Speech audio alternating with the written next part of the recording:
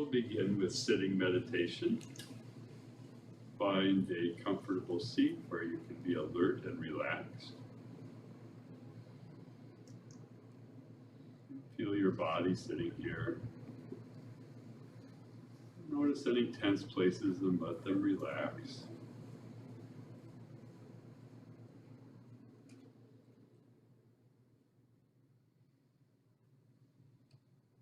You can have eyes closed or gently gazing down forward.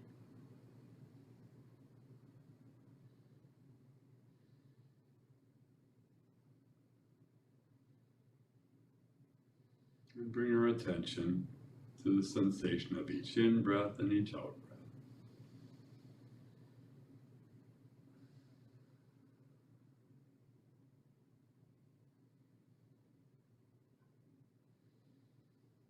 Just sitting and resting and breathing. Nothing else to do right now.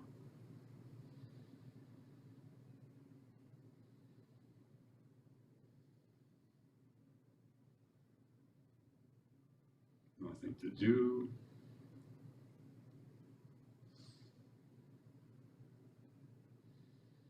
Nothing to remember.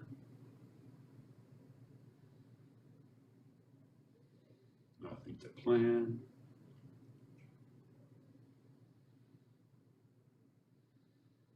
Just sitting, noticing the breath.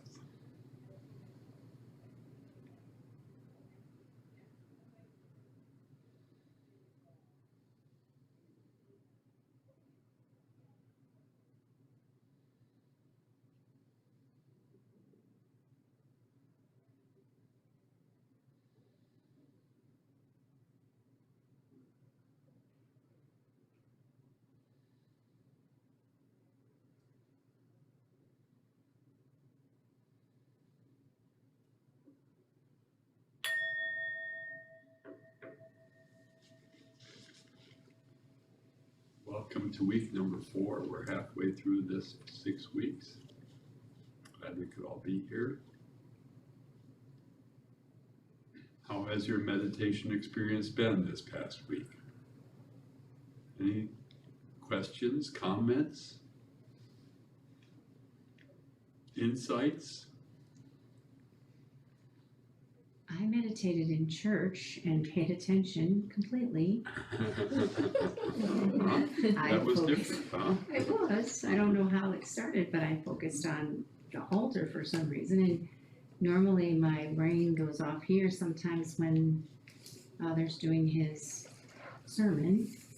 But this time I focused on that front of that altar for some reason, and I heard everything he said because I wasn't looking at anything else around me. It's kind of interesting.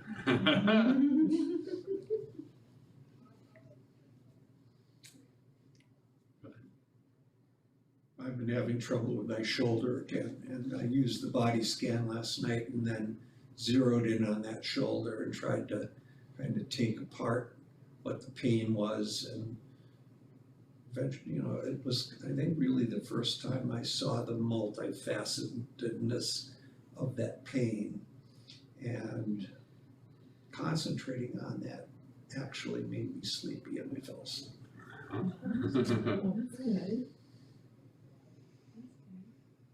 I chose an object, which is a pillow my daughter had embroidered in. It was "We love you."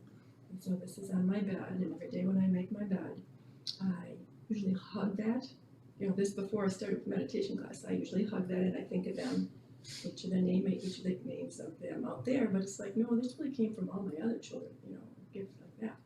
So then I really, like you're saying, eating food each step of the way, to touch it, hold it, noticed how I was rocking with my legs against the bed. Yeah, that was a very, a cool experience, or it was a happy feeling. Mhm. I mean, it usually is when I do it, but it was a whole lot different with a meditation mind at it. Good. What's that mean for you, Kate? I think that I'm starting to get the hang of this and be more mindful of exactly what is going on right now. And I notice whenever I think of bad things in the past or worry about things in the future, now it's just like taking that broom and just sweep them away because you don't need to worry about them. And that clears your mind. Yeah, I feel like I've been sleeping better and everything's been going better.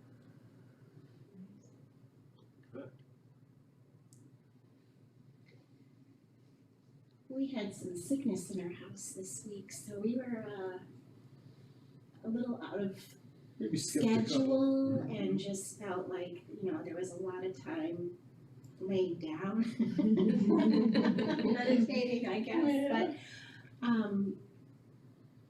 for me, noticing how I weave a story about all of my thoughts, how my thoughts, are not just thoughts a lot of time, I'm often making it into a whole thing in my head, being aware of that and noticing how that creates emotions has really been helpful for me to stop that and just notice that it's a thought and I don't have to think about the history of it and spin tales about, what other people's intentions were or any of that, just letting it be what it is and then use the broom and sweep it away. Sweep it Let away. it go. And it goes away. That's what I found. It's just gone. We used to teach teenagers that we used to write your worries, because I'm a big worrier. And so write them on a piece of paper and we throw them in the fire and then they go up and away from us. I do that a lot with my faith formation, my class. Yeah, it's just to get it away, because otherwise you dwell on it. I do a lot of it. Meditation seems to help that. Yeah. Especially the pieces that you called out in the second session that you did, that I watched that video Okay, when I wasn't here. When you called out the things like the worry, the anger, your Paper. personality and how that changes. Now I stop before I talk sometimes. You're mindful of it. Yeah, so it's, I made some sourdough bread, and it was the first time that I made it alone without Celeste. We had worked on it before, and I was old starter, so there were a lot of worries about whether it would work. But when it finally got done, it rose okay and it baked okay, and then I decided that I would do a meditation on, is this bread good? And savoring every bit of it. Is it a good sourdough? Does it smell good? What's the crumble? How does it taste? Oh, it made it come alive.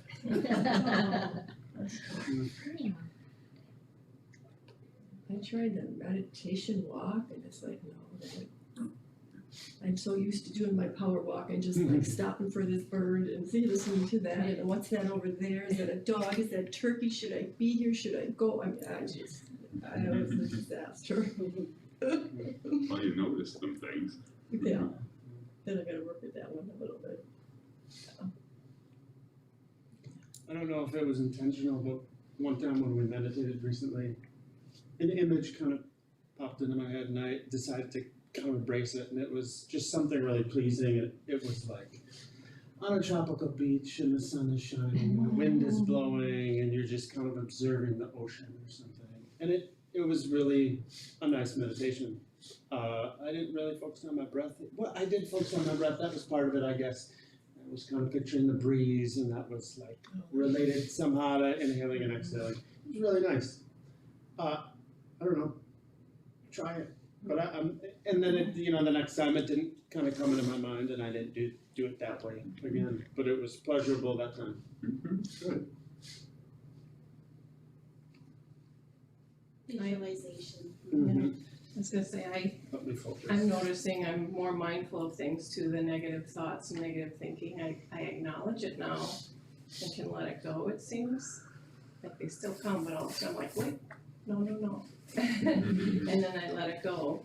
But one thing that happened this week, which was kind of interesting to me, was that when I was focusing on the breathing, it brought me back to my nursing career. And early on, I'd sneak it when I worked night shift.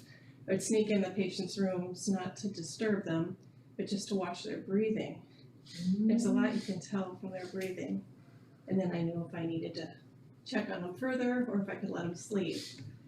And then it also brought me back to, I did hospice care. So watching a patient die, and I was kind of struck that this was all coming up. But it was pleasant. It was more of a, wow, I don't know. I guess I was part of a lot of special moments in my career. Well, I'm really pleased to hear all this. Very good. I hope you had a chance to read week 3 in the book, because a lot of what you're talking about is in there about being aware of our thoughts and emotions.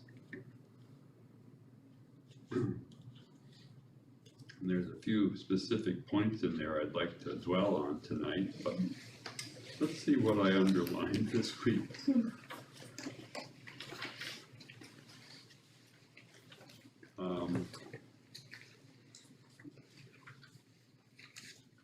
Page 111, there's an aspect of our mind that's watching these thoughts arise and pass away. I kind of like that. I kind of like to divide, your mind into the watching part and what it's experiencing. It's helpful.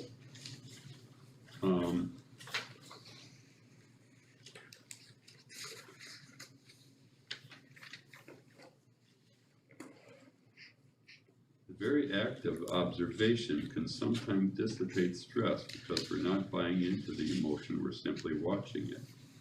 And the same goes with physical pain.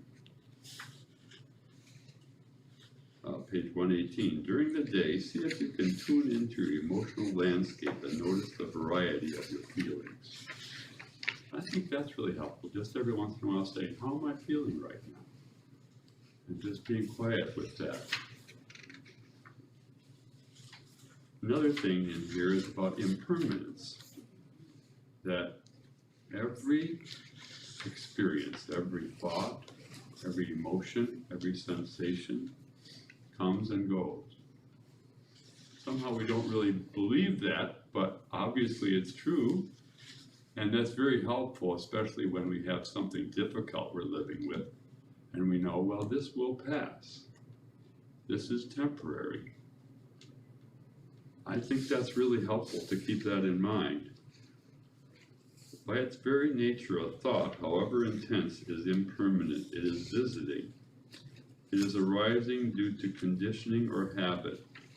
Very gently let it go. It's arising due to conditioning or habit. So, we've had these thoughts, these feelings, these habits for a long time. We've trained ourselves in this way, in a way. And if some of them are not helpful, it's going to take a while to retrain ourselves. So being patient with this is helpful. So you've already experienced some benefits, which is really great. But you come to times when you say, what is this really doing for me? And realizing that it's a process, being patient with it and continuing the practice, there's an element of faith involved. So there's a few specific things I thought in here that are worth concentrating on tonight. And one of them is this concept of mental noting. Which you've mentioned. So when we're sitting in meditation and we're concentrating on the breath, we notice something takes our attention away. A thought, let's say. And just saying to herself, oh, I'm thinking. That little word, just a little word, kind of helps pin it down. You realize, it gives you that objectivity. I think it steps you back and say, oh, there's thinking happening right now. So just doing that, just saying, oh, it's not breath, I'm thinking. Okay, and then let it go and come back to the next breath. That's really helpful, mental noting.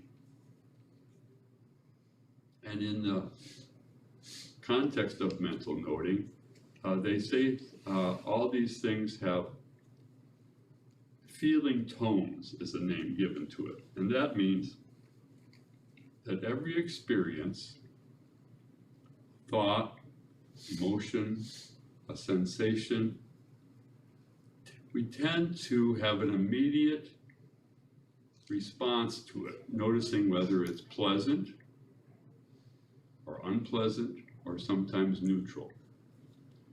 And we begin to notice that if it's pleasant, we maybe notice that we want more of it or we want it to last. There's clinging involved. And if it's unpleasant, we don't like it, we want it to go away, we push it away, we will try to not think about it, or we try to not believe it, maybe. If it's neutral, it's kind of boring. And if we can notice that a thought has this, so just saying, oh, there's a thought, it feels kind of good. Or there's a thought, oh, I don't like it. Just noticing that, not judging that you're already judging it, because it's going to happen automatically. So just noticing that we have an impression of this is helpful.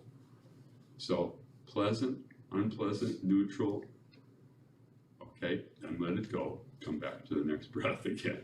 Letting go always.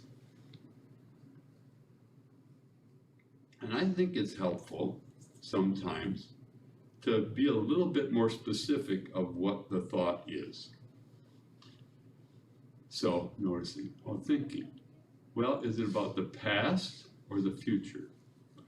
Usually it's one or the other. It's usually not in the present. Sometimes we're trying to figure something out, which is not necessarily in the past or future. But a lot of times, if it's in the past, we're remembering, or maybe we're regretting something, thinking how we could have done it better. And then, of course, we put these stories, we add on to it. Oh, I could have done that better. And then pretty soon we notice we've been away from our breath for 3 or 4 breaths going over this thing that happened yesterday. Oh, and I think it's helpful in that instant to say, oh, I'm remembering what happened. That kind of pins it down, I think, and then we can say, okay, fine, that happens, this is normal, but right now I'm gonna see if I can let it go and come back to the breath. Or if it's about the future, I do this a lot, planning what I'm gonna say to somebody. Oh, rehearsing this whole speech. Or planning, I have to look at my calendar again, see what's happening in the next couple of days.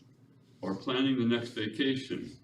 And nothing wrong with that, but in meditation, we learn to just notice it. Oh, I'm planning. This is not the time for planning. This is the time to just be here. Some people call it the difference between the doing mode, where we're doing planning or we're doing something in the past, for just being mode, just being here, which is maybe a little spooky, but you begin to get it as you meditate. You begin to get just being here, doing nothing. There's one that Sharon mentions that somebody wrote on the wall at their center. Don't waste your time. What is it? Doing nothing is better than wasting your time.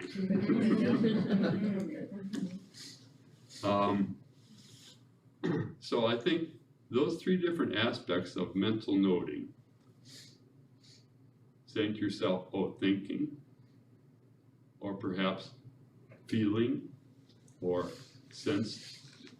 Secondly, noticing whether it's pleasant, unpleasant, or neutral. And third, putting a little handle on what it was you were thinking about without, and you know, you often will say, oh, well, I told the whole story about where I was going and I remembered all these things. Oh, back to the breath. So that happens, and that's, oh, look, I noticed it, and just come back. So I'd like to try that with you a little bit right now.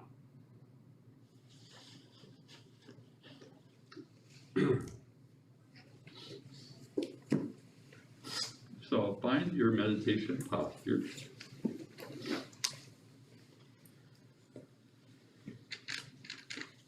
Then we'll talk about it.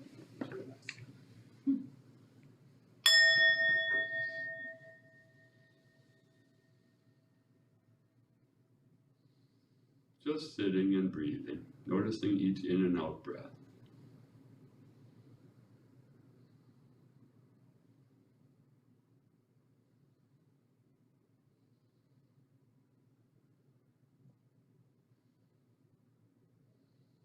And let's sit here, just lying in wait for the next thought to come along. We're watching for a thought to come up. When it comes, we say, oh, thinking.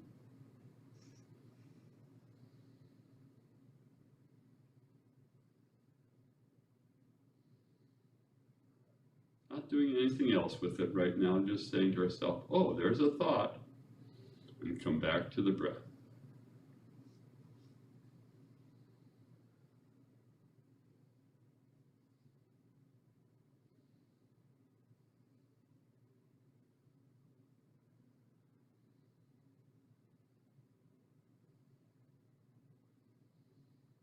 You don't need to count how many times it happens right now, just noticing, oh, there's another thought. Let it go, the thoughts pass, come back to the breath.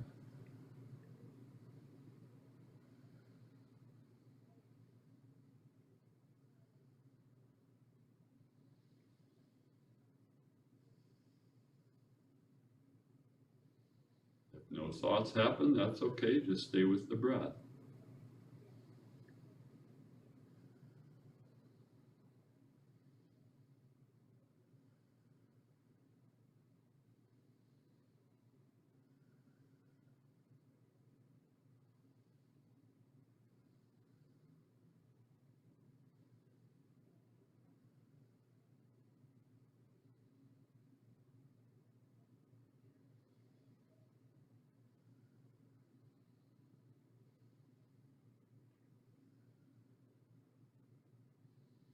We're on the breath. Now, let's watch for the next thought and notice when this thought comes up, notice, oh, a pleasant thought or an unpleasant thought or a neutral thought.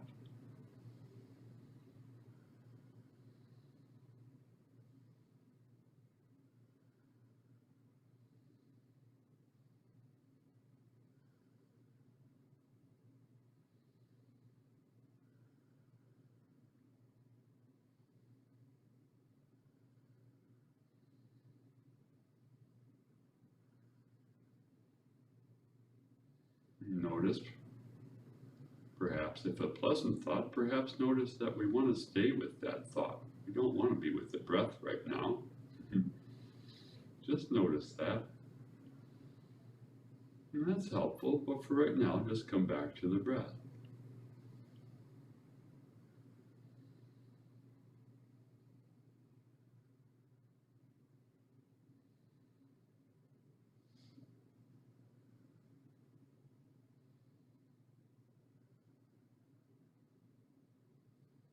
Or if a thought is unpleasant, notice how we respond to that. Oh.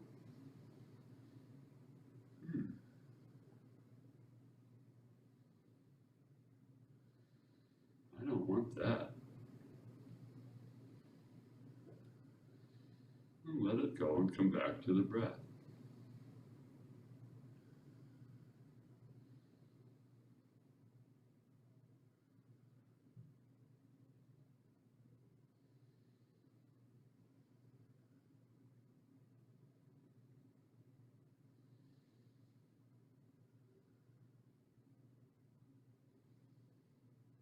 just sitting here breathing and noticing when the next thought appears.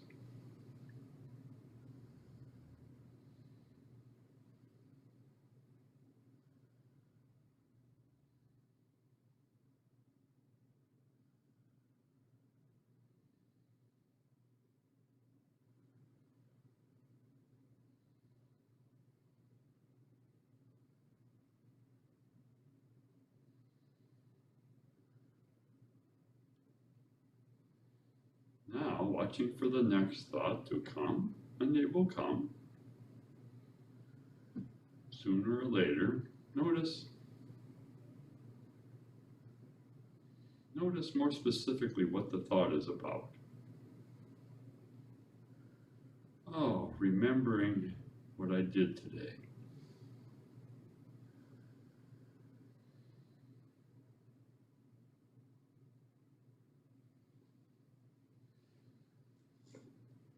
Planning what I'm going to do tomorrow.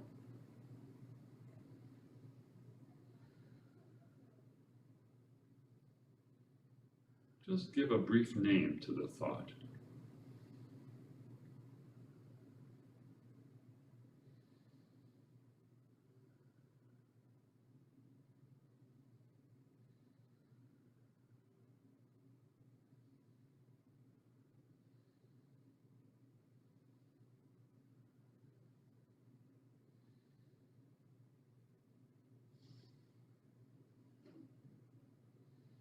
Perhaps we notice associations with the thought, other memories, or stories that we begin to tell ourselves about what's going to happen. Oh, how interesting. Just noticing the thought and what happens with it.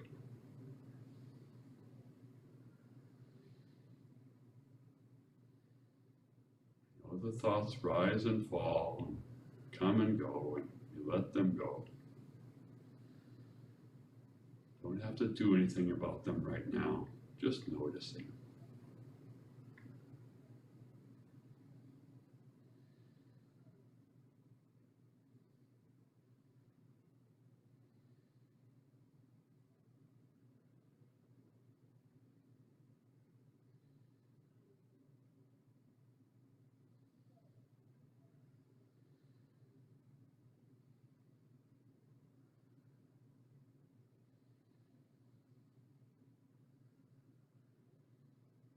Maybe we just notice sort of a neutral feeling, a drowsiness, like, oh, there's nothing happening here. And notice what that feels like.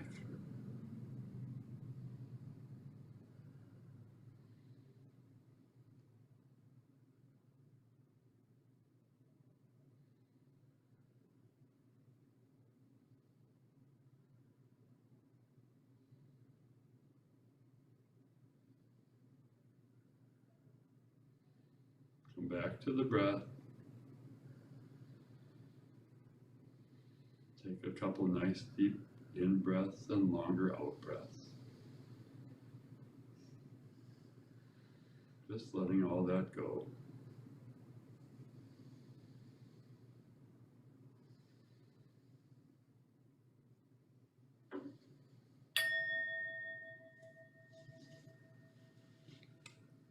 Perhaps we notice something that we thought, oh, that's important. I want that. I want to remember what that was about. It'll be there. We can come back to it.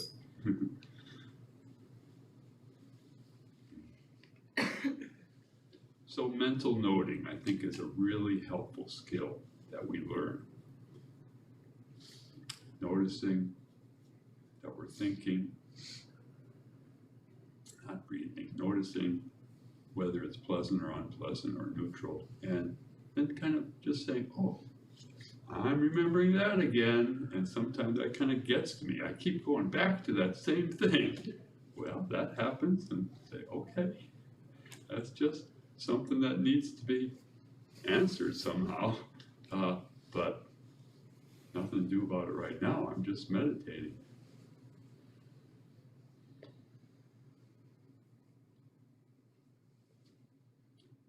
any experiences or comments you'd like to make on this mental noting?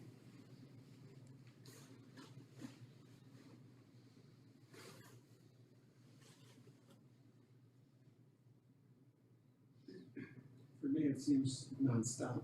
It's constant. Okay, yes. And there's, little breaks in between. Uh-huh. I'll be with the breath for half a breath, a whole breath, Yeah. 2 breaths, maybe. Uh-huh. And it is pleasurable when you get, but then again, you're noticing that that's happening.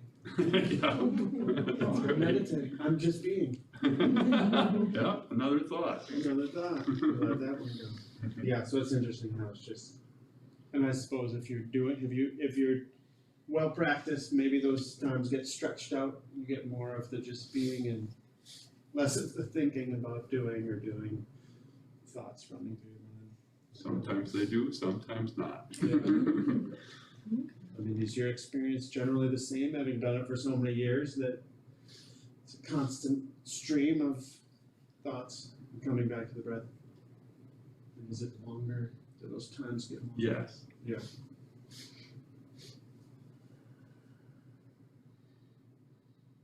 Yeah, that's good. Something to look forward to. Longer times in between, right.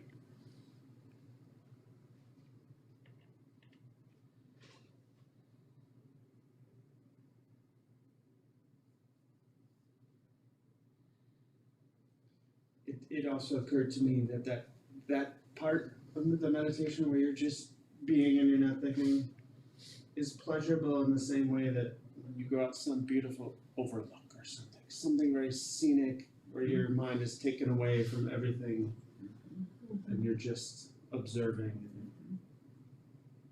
So that popped into my head too, and maybe that's why I had that in my meditation, just some beautiful, helped me to.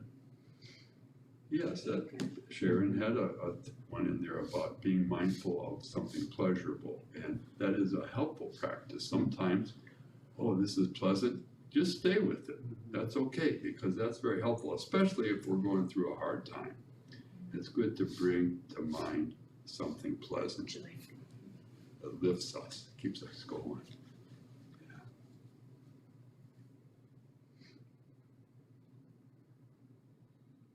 So many different experiences.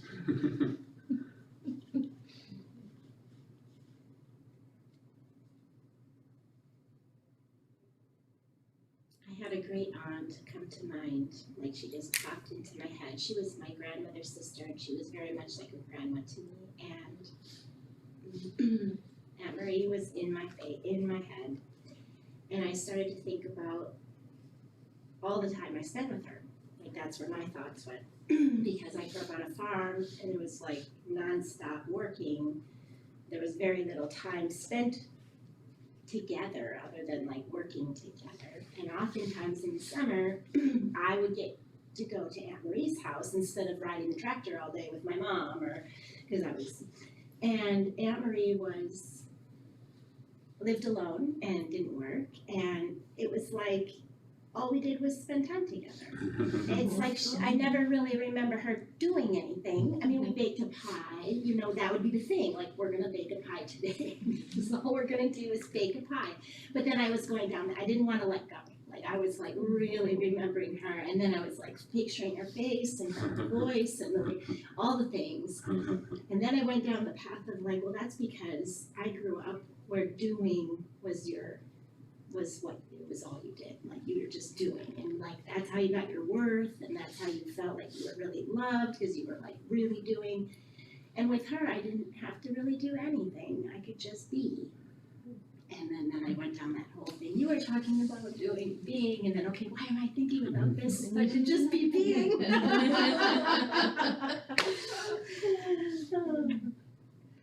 But to your point, I found that I wanted to come back to my breath and just picture her face. That helped me to just see. Visualize. Something.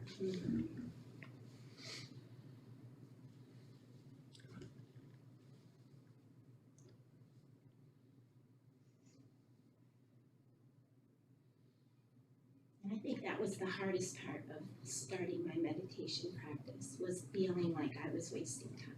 Yes, Like I was supposed, well, there were so many things I could be doing right now, yeah. or should be doing. This is a luxury, isn't it? I mean, not everybody, well, everyone should, but people feel that they can't take time to do this. And it's so helpful to block out a little time, even if you're really busy, working, raising children, building a life, having a partner, friends, all these things fill our lives, and they're important. But of course, being retired is really nice. So, but even when you're really busy, so I'm reading this book, or I just finished it a second time through, called Falling Upward by Richard Rohr, and he talks about the first half and the second half of life. And in the first half of life, it's about establishing who you are. Building a personality, building a reputation, having a family, finding someone, knowing how you're going to make a living. And the second half is when you can take the time to stand back and really look into yourself. And I hope that even if you're in the first half, you can begin that second half a little bit, where you take the time to notice who you are. There's a quote like that a friend of mine has it on Facebook now. He was an airplane pilot. Now that you just said that, popped. Okay. 2 most important days of your life: the day you're born and the day you find out why. I had to think about it.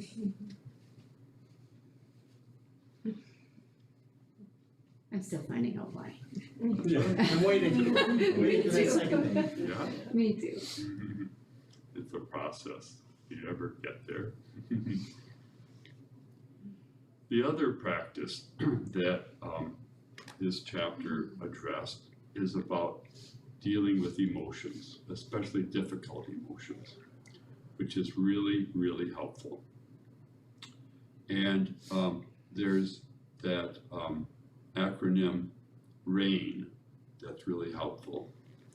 R stands for recognize what's happening. A stands for accept what's happening. I stands for investigate it. And N is non-identification, or sometimes they call it nurturing. And sometimes when something comes up in our meditation practice that's unpleasant, an emotion, well, it comes up in our life, let's say, comes up in our life, it's worthwhile saying, I'm going to pay special attention to this in my meditation right now.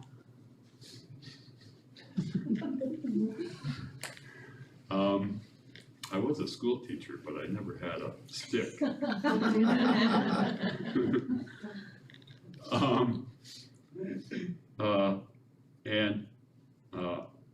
So recognition is the first part. So noticing that I feel a certain way and admitting it to myself. So some of the big ones that you could think about would be anger. And anger can come in many different forms: irritation, turning away from something. One habit I have that I think is a kind of anger is that when somebody talks on and on and on about something that I don't care about, I get really irritable. And my partner Barb knows this. She says, yeah, I can see. And sometimes I walk away. So that's kind of anger. So, or fear, we notice something that scares us, or anxiety, of course, is really big with so many people worrying about things. So, or sadness. Oh, it comes up. Sad, frustrated, that's more like anger. disgust is another one that's mentioned sometimes, that we remember something and, ooh, yeah. So this practice of rain is really helpful in dealing with these, because if we pay some time with it, it helps it inevitably, just like Jim was talking about his pain during the body scan, it tends to settle down. And we learn something about ourselves. Oh, I'm that way? How do I respond to that? So we recognize what it is, we give it a name. So I think that's the recognizing part. Oh, I'm sad. Then the second step, accept. Yeah, sadness happens, and I'm just gonna stay with that for a bit. I can handle it right now. It's not overwhelming. I'll stay with that. And then the part about investigation. And this is where we say, well, what does this really feel like? And most importantly, we notice where we feel it in our body.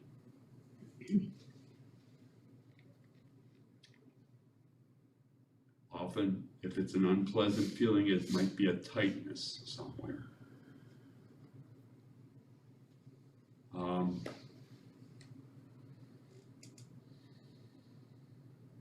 A closed up feeling, perhaps, or an active feeling, like we have to do something. Where do we notice it in our body? It might be in the belly very often, in the chest, in our jaw, maybe in our hands. So we recognize what we're going through. We accept, yeah, this is happening. I can stay with this. And we investigate it. We notice, okay, what is this really? What does this really feel like?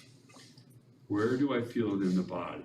And it may change different places. And if we stay with it for a while, we notice that the emotion may change too. What was originally anger, we notice, oh, I'm angry because I'm afraid of something, perhaps. Or, why am I really anxious? Well, it's because I'm worrying about the future and what's going to happen in the future, and just, and just noticing where we feel that in the body. Investigating it, noticing what it's like, feeling in the body, staying with it for a while, it tends to dissipate, or at least go down. And the fourth step, non-identification, is saying, well, this is temporary. All these things come and go. It doesn't define who I am. It's just a feeling. And very often we may go through this and it's not resolved. We still have this feeling. We're still angry, but maybe it's changed, and maybe we have to say after a while, well, I'll put that aside now and I'll come back to it another time, because these things, these habits, these mental habits, these emotions we have are real, and getting through them sometimes takes time, not just 20 minutes in sitting. So I'd like to try that with you a little bit right now, please, if you will. Now I remind you that don't pick something that's overwhelming right now. And if you do find something that gets overwhelming, just return to the breath. That's always here, the breath in the body. And I'm not going to deal with that emotion right now. I'm just going to sit here and notice the group and notice my breathing. But let's try it for a bit, okay?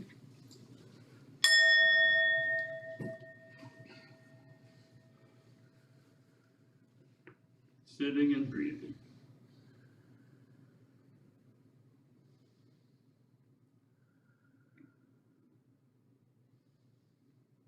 And bring to mind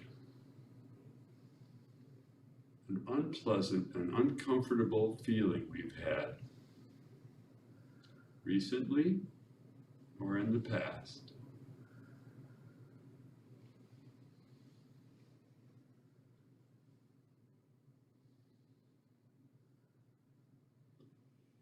Maybe bring to mind the situation that brought this up.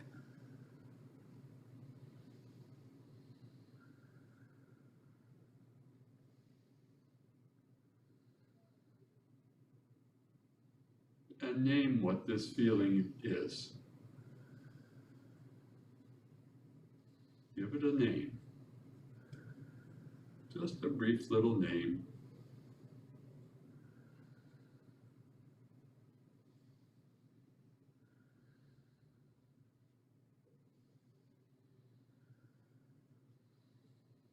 That's recognition.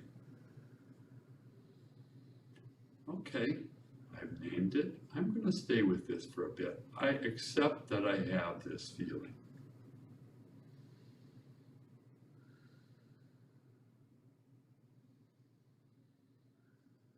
It's here right now.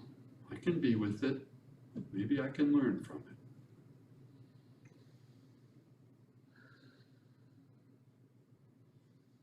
And breathe through it. Notice that you can keep breathing as you notice this feeling.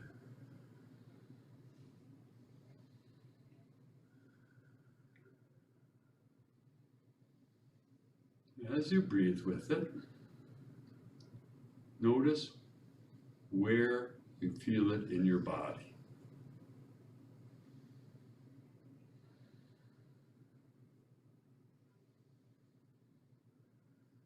They say every emotion has a corresponding place in the body, so if you stay with it, you'll find a place.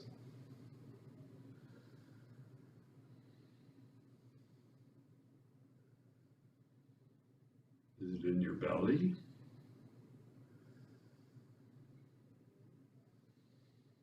Is it in your chest?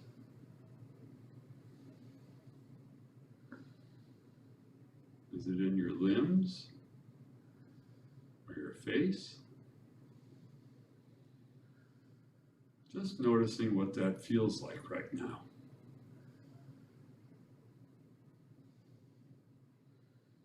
And breathing with it.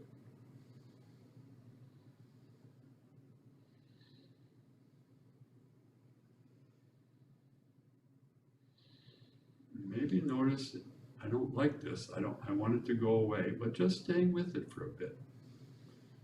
I can stay with it, I can learn something here.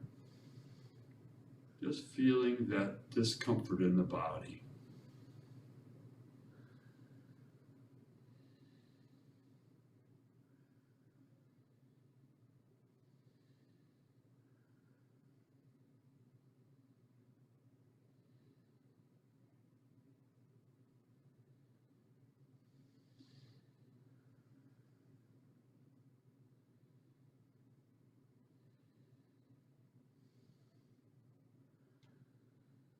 Notice the stories we begin telling ourselves about this, about what happened, how to figure it out, what to do about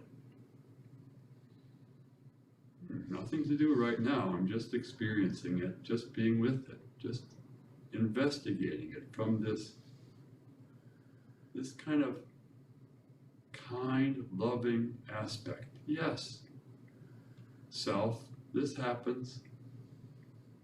Right now, I'm just being with it.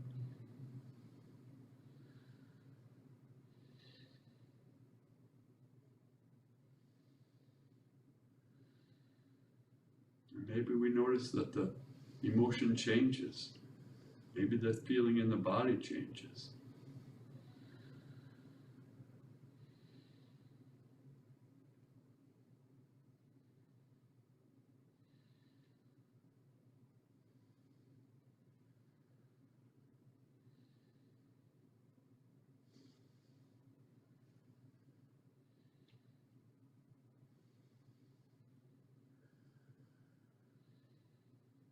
After a while, you can say, okay,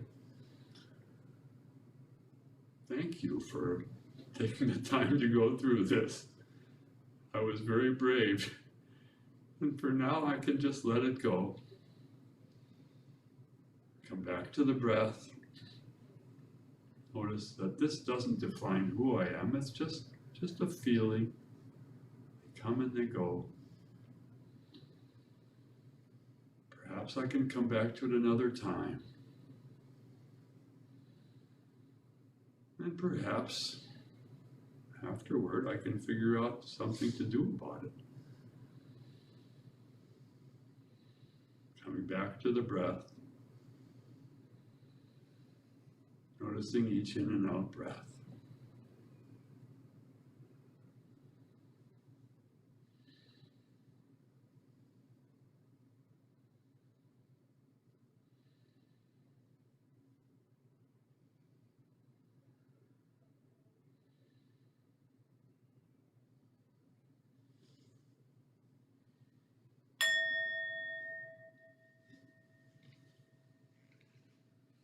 Thank you for trying that. In this public space, anyone care to share what emotion came up?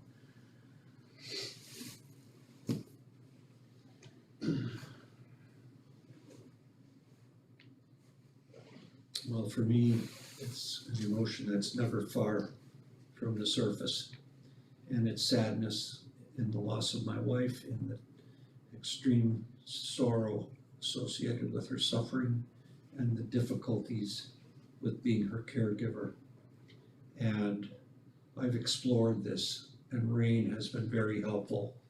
This lesson is the most helpful part of this course, and it has been for me. I keep returning to that thought, and every time I go through the Rain, it's a little more sophisticated, and it's a little easier, and it's helping me making the transition from who I am to what the future holds, what my relation is with Celeste now and what it was in the past, and how I'm going to move forward. And every now and then, that sadness gives way to pleasant thoughts, and that reconciliation part in the end is something I'm still working on, but it's going to be the most important part. Thank you.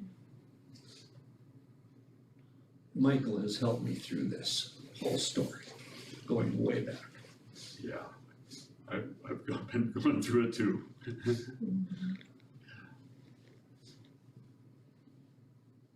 And it is helpful to share.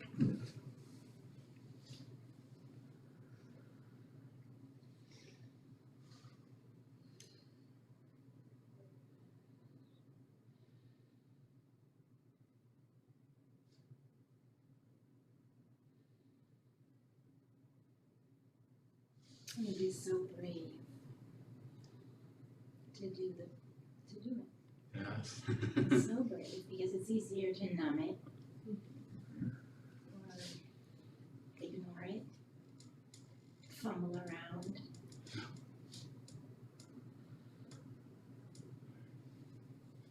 Keep working, then I don't have to think about that suffering. Oh, a little Whiskey. whiskey, martini at 5 o'clock.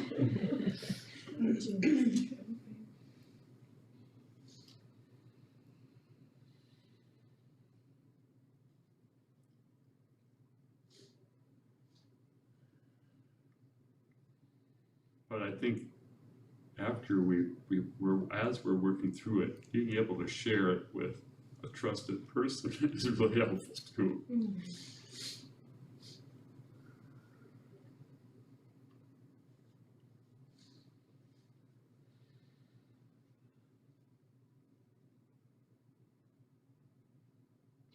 So very often it's not something so big, it's just some little irritation. So I tell the story sometimes of when I was at a retreat. It was a virtual retreat. I was at home, and part of this retreat, one of the teachers was doing these chants. And I awoke in the middle of the night feeling so angry about having to do these chants. What? And so I said, well, I guess I'm awake now. I might as well make that the object of my meditation. So I sat there and thought, okay, chanting. I hate chanting. Makes me so angry. Where do I feel it in my body? Oh, it's really tight here. Oh, that's interesting. Why should I be so angry about this? And I sat with it for half an hour or so, and it settled down. And so afterward, I've decided, okay, I'll accept that. I don't like chanting. I don't have to chant. So I found that if the teacher is chanting, I can listen to it. It's okay. Don't try to draw meaning from it. For me, just noticing the words are going through and it's meaningful for them. And this is sometimes helpful in church too if I don't agree with what the preacher says. That's okay. And letting it go. So it can be just very minor things like that that is helpful with. And we learn more about ourselves.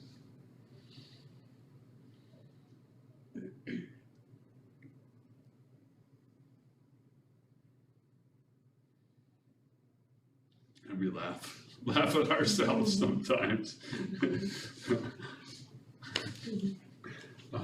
So I have several handouts tonight about these issues. And one of them is helpful with this RAIN practice. And a psychologist, her name is Lindsay Brayman, developed this what emotions feel like in the body wheel.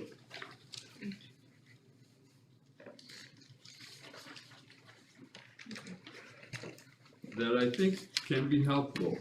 I find it really helpful to be able to name things and to have a vocabulary. Anybody else need another one? Okay. To have a vocabulary to help us name things. It's a kind of mental noting. So if we go to the inner part of the wheel, it has what she felt were maybe the 6 primary emotions, and psychologists and meditators differ on what are the primary emotions, but I think these are good. So on the left lower corner are 2 that are kind of pleasant usually. Happiness, and then going out from that are different kinds of happiness, and surprise, which is usually kind of pleasant, but maybe shock isn't so pleasant. And then on the whole right side are 4 of them that are mostly unpleasant: fear, anger, disgust, and sadness. And then she subcategorizes those into, so let's just look at anger on the right upper corner, the pink area. And you can say, well, anger has many different ways that we can feel it. It may be hurt, insecure, hateful, mad, aggressive, irritated, distant, critical. These are all different kinds of anger, you might say. So I think this is helpful as we develop a vocabulary about what we're feeling. And then in the far out part of the wheel, she has where we tend to feel, what this tends to feel like in our body. So if we stay with anger, some of the things that come up are our lips tremble, we feel limp, we're high, we feel like an urge to hide, we feel hot. Maybe we notice our face is scowling, we're turning away, or that we have loud words, and maybe we're getting flushed in our face, our heart is racing, we're clenching our jaw, maybe we get a headache, and then, it's just, lip curl, feeling hot. So these are just kind of a way that I think this is helpful to take a look at this and have a vocabulary of what we're experiencing. You can get carried away with naming it. It's just a tool, but sometimes helpful.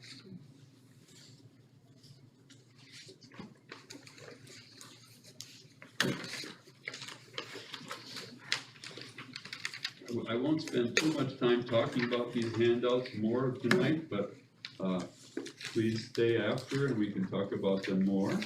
I have two more that are about mental noting. And this is a list of things I got from several different sources, and I will read through a bit of this with you. It's that becoming aware of our thoughts, emotions, and sensations. That too. Let's see here, yes it is.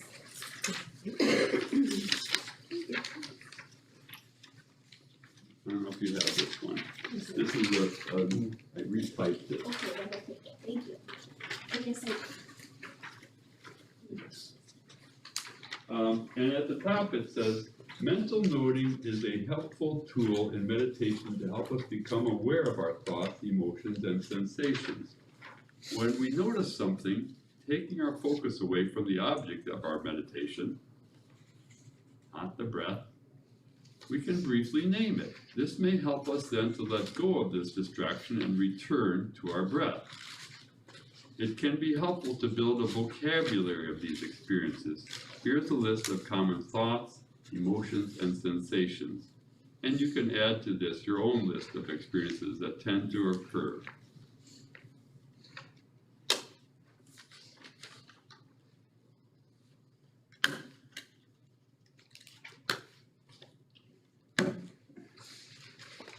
And here's another one that's similar. This is from the mindfulness program at UW. It's called My Favorite Thinking Hits. And this is, Music, huh? yes, it's like the top 10, top 20. You probably have that. Yeah, no, I might, let's see. That's all right, I got extras. And so, somebody thought of these are different kinds of thoughts that tend to occur. And I think this is helpful with mental noting to be able to name I them. have one. Okay. And see which ones are your favorites. Top five. Yeah, so, I think this is worth going through in the coming week and saying, oh yeah, that's me, I'm rehearsing again, or whatever. And, you know, even Sharon in the book, she reveals something about herself, what are her tendencies, because she goes through a lot of these self-blaming and things that she's been through, which I don't identify with, but many people do. So it's different for all of us.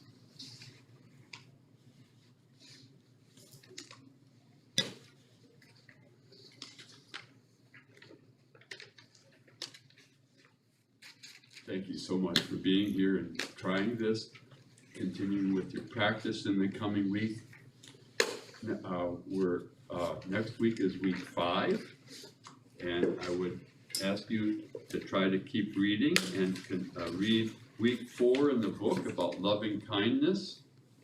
That's up to page 180. 144 to 180, so try to read that. For some people, loving kindness is the most important meditation we learn. It's a little bit different, but it's a real important part of this practice. So try to read that, and that's what we're going to work on next week. We just have then 2 more weeks I'll be here.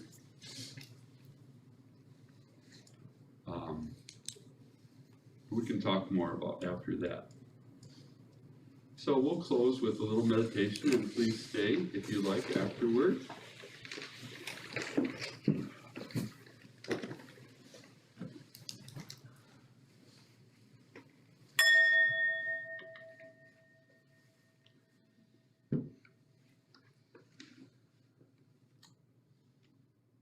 Finding our meditation posture and noticing our body here.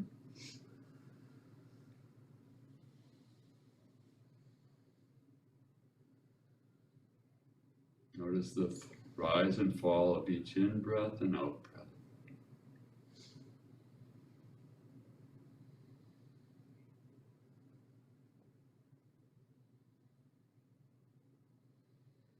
noticing the thoughts and feelings as they pass by,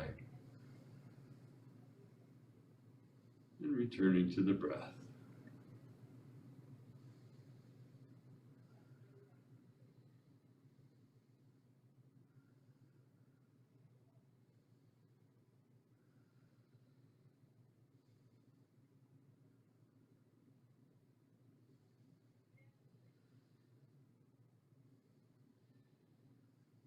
And have a little smile, thanking ourselves for being here, for being brave enough to do this, patient.